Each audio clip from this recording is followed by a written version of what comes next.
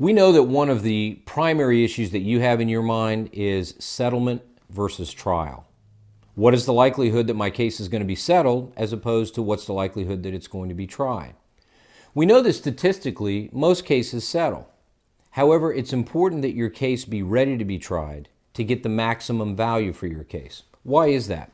Well, stop and think about it. If you were an insurance company, would you pay full value of a claim to a person who you know wasn't going to take the case to trial? Why would you? There's no reason to. There are only two ways to resolve a claim. One is through settlement, and the other is through trial. And if you know that a person's represented by a lawyer who's not going to take the case to trial ever, why would you ever pay full value for it?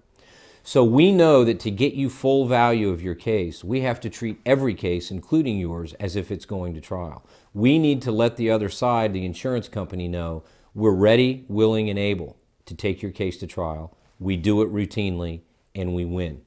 That's how we get you value for your case. Therefore, you need to know that, number one, every case is prepared for trial. That's why throughout this video you've heard me talking about jurors, because we prepare every case to go in front of a jury. That doesn't mean that every case does, and in fact, most cases don't. But again, to get you full value, we have to prepare for trial. In this area of the state of Florida, every case that's brought has to go to what's called mediation. And what that is soon before your case is scheduled for trial, we'll sit down with a court-approved, court-ordered mediator, and we present our side of the case, the insurance company presents the defense in the case, and we go into a negotiation. And if the case is settled at that point, it's over with and you can get your money and get on with your life. And if not, we move on to trial. We're finding that about 80% of the cases these days are settled at mediation. So mediation's a big deal and we need to be ready. That means that your case has to go through the discovery phase, depositions have to be taken, documents have to be sought and prepared. We prepare a presentation through PowerPoint and computers to more effectively and persuasively present your side of the case. And if the case is settled, that's fine. And if not, we're ready to go to trial.